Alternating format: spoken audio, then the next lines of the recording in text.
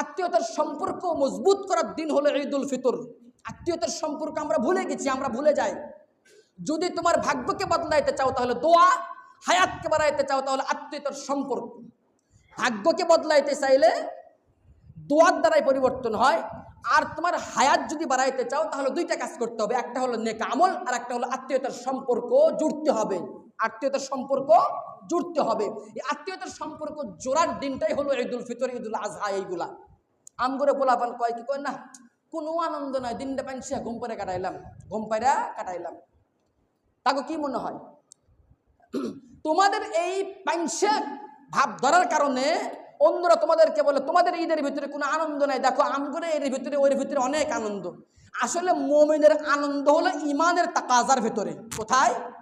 মুমিনের আনন্দ হলো ইমানের তাকাজার ভিতরে। তা হলো আমার মালিক আমার থেকে যেমন চাই এমন করে দিতে পারাটাই আমার আনন্দ।